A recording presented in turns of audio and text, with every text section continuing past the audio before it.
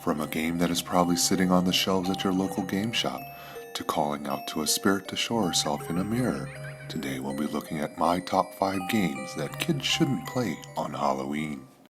We start our countdown with a game that originated in Spain. Charlie Charlie is a pretty simple game to set up.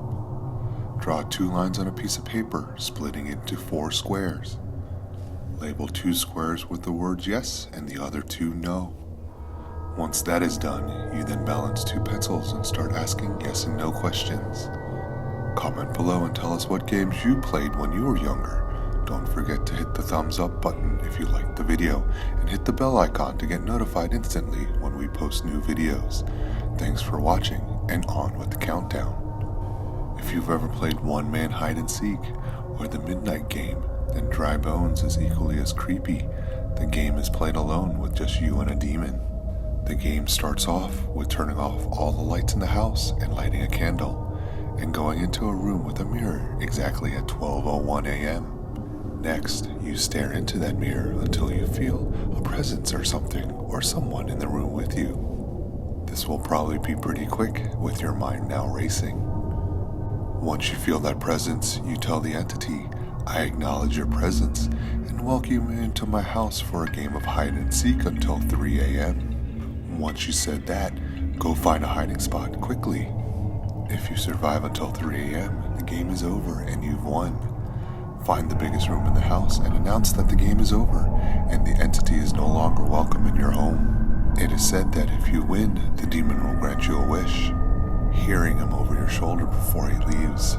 So anyone willing to try this out for us? Bloody Mary is a legend of a ghost, phantom, or spirit conjured by repeating her name into a mirror 3 times. The apparition may be benign or malevolent depending on the legend. The legend says to summon Bloody Mary, you will have to lock yourself in a small room and stand in front of a mirror. Usually the bathroom works well for this. The room should be completely dark except for candlelight. You can do this alone or with a group, but it's your call on which depending on how brave you are.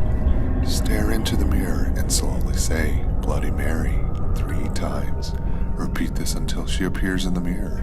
There are plenty of videos of people doing this game on YouTube, and I've done it too, with no luck when I was little. But who knows, she may have been there and I didn't notice. There are many superstitions involving mirrors, from 7 years bad luck for breaking one, to covering them up when a loved one dies so their soul doesn't get trapped in it.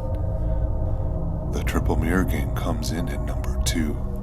The premise of this game is to take 3 mirrors and arrange them in a room of the house to bounce the reflection of the door to the room from one mirror to the other at night in the dark. It is said that if you gaze into the 3rd mirror by candlelight, you can see the spirits that might be hanging around the home. There are many safeguards that need to be followed to protect oneself in home so the spirits don't linger. Mirrors tend to freak me out, so if you've ever played this game or had an experience, please comment below and let's discuss. If you want to play this game, I'll add a link to the description below for detailed instructions. Our number 1 spot, of course, has to be a game you can find at your local Target or Walmart being sold in the children's section, the Ouija board. The history of the Ouija board can be traced back to historical documents from China around 1100 AD during the Song Dynasty, which mentions a method of automatic writing known as Fuji, planchette writing. The use of Fuji to commune with the spirit world was practiced under special rituals and supervision of the Quanzhen school, until forbidden by the Qing dynasty. Similar methods of automatic writing have been practiced in ancient India, Greece, Rome, and medieval Europe.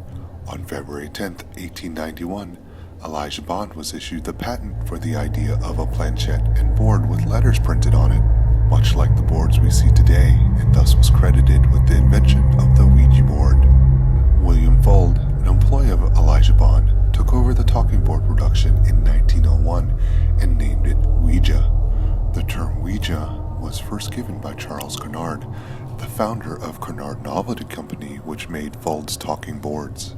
When Fuld took over production, he popularized the more widely accepted origin that the name came from a combination of the French and German words for yes.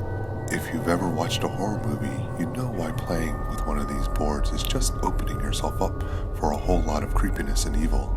From possession, finding out things you didn't want to know, to accidentally releasing an evil spirit or demon in your home like the Zozo demon, who tends to be summoned when using the Ouija board.